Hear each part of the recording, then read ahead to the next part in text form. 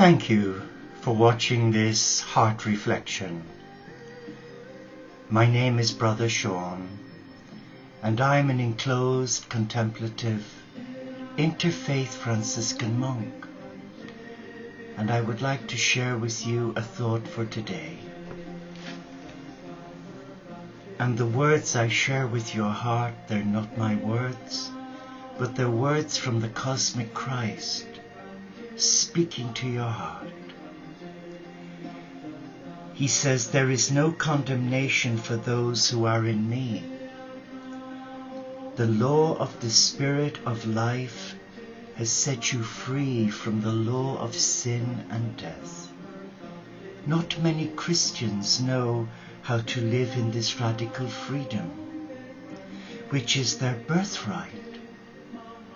I died to set you free, to live freely in me. To walk along the path of freedom, you must keep your mind firmly fixed on me. Many voices proclaim, "This is the way for you to go," but only my voice tells you the true way. If you follow the way of the world with all its glitter and glamour, you will descend deeper and deeper into an abyss. Christian voices can also lead you astray. Do this, don't do that. Pray this way, don't pray that way. If you listen to all those voices, you will become increasingly confused. Be content to be a simple sheep, listening for my voice and following me. I will lead you into restful green pastures and guide you along paths of righteousness. Those words are so profound, don't you think?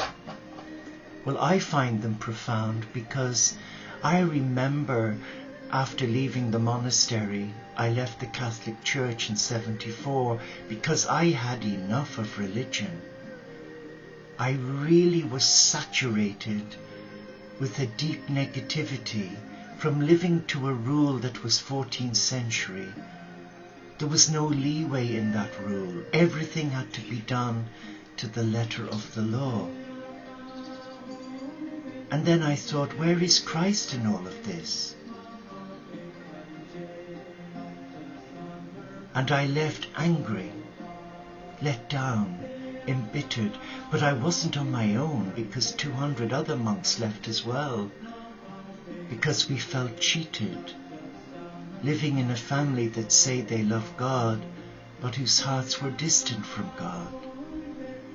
Yes, they gave lip service as we did, singing the office and trying to live a good holy life, but then we discovered other agendas, monks wanting their own way. We live in a world, don't we? But we've not to live to the world's standards. And then 10 years later I got involved in an evangelical group, and that was the other extreme. And I was fearful because they were saying, "Oh, you must do it this way. Unless you proclaim Jesus as your Lord, you're going to go to hell." And that scared me to death. So over a period of 25 years, I've come to a place that's more about simplicity than duplicity. And rather than read the prayers of another, I just come as I am and I sit. I try to sit as quietly as I can in the presence of God and speak my heart to God. And I just say it as it is. So which of the two is the best prayer? As an independent lay monastic who embraces all faiths on the instructions of St. Francis of Assisi and Jesus, I've been condemned within the Christian Church and the Catholic Church for daring to step out and embrace other faiths. but it's what my heart was guided to do. And I'm honoring my heart, because I believe that every child is a child of God, whether they're a believer or a non-believer, whether they're Christian or non-Christian, whether they're a lap dancer, a prostitute, an alcoholic, a drug addict, a gay man or woman, or a heterosexual wife beater, child abuser. They are a child of God too. And who am I to sit in judgment on a child of God, a brother or sister, because they don't share my values? I guess I've been a hypocrite for too long, and now I just try with God's help. I can't do it on my own, because I'm so weak and vulnerable and naive. But through silence and solitude and making time to be with God, like I do now, doing this YouTube video, when we come together at 9 in the morning for morning prayer, live on the internet, and at 5 and again at 8 in the evening for our peace vigil for the world, and again at midnight, where wounded souls come to be touched by God. That's a prayer. But today, don't you find that people are very good at telling you what to do, very good at telling you to walk the walk, but they're all talking the walk rather than walking the talk? I'm very wary of people now. In my old age, I guess I'm more discerning and not as gullible, because I've met so many beautiful souls who are false prophets.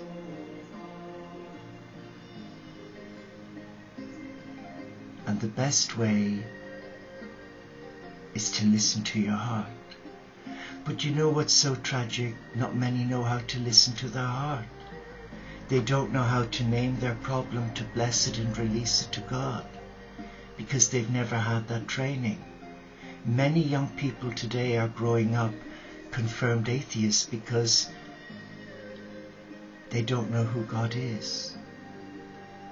And those who profess to know God, many give a lip service to God. They're afraid to surrender their heart. As long as they fulfill their religious duties, the mosque on a Friday, the synagogue on a Saturday, and the church on a Sunday, they've done their Christian duty or their religious duty. But that's not serving God. Serving God is surrendering your heart to love and allowing God touch you and take away all that negativity and fear, and to stop listening to other voices that may be well-meaning, but listen to your own voice, the voice of God speak to you. Recently we've been supporting a dear member of our community, very special to all of us, who's vulnerable, very vulnerable, and who sadly listens to other people, and often in his naivety and vulnerability believe every word. And then they hit rock bottom and wonder why. Because they gave their power away. The moment we step out of our comfort zone, our protection zone, which I call our divine ring of confidence. You know, when you clean your teeth with that toothpaste, it gives you the Colgate ring of confidence. Well, so it is when you surrender your heart to God. You do it once, and you stay in that protection zone. But sometimes the mind has other voices. Oh, you don't want to bother with that. That's for monks and nuns who're full of guilt. Come on, let your hair down. There's no harm in going to a gay club or going to play Russian roulette and getting yourself into debt. Give over, you can always earn it on overtime. There's no harm in this, that or the other. Go on, give it a go. Or the internet bingo. the adverts for internet bingo is unbelievable. But whose voice do you listen to? Do you listen to the voice of your beloved God speaking to your heart, the gateway to your higher self, the gateway to God? Or do you give lip service? The world today needs ambassadors of light, those who are willing to walk the talk, to step out of their comfort zone like I've been guided to do, and disregard everybody else's point of view and stay focused, because whatever good you do, you'll be knocked off your perch. And my teacher, my role model, my guardian, my friend and my brother, Jesus, he paid the penultimate price for living a good life, but that was part of his mission, to surrender his life for you and me, that we be free of selfishness and greed, free of those sexual depravity,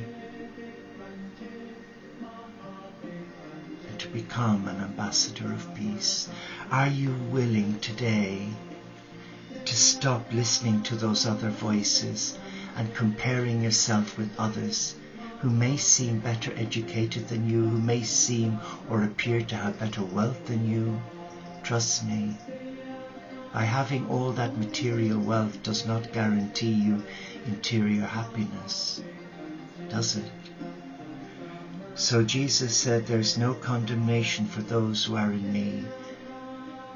If you're willing to surrender your heart to the barefoot Galilean and become that simple sheep, to trust not in your voices but in the one sacred voice, then you will know true freedom and you will find happiness on earth. But it takes discipline, it takes conviction,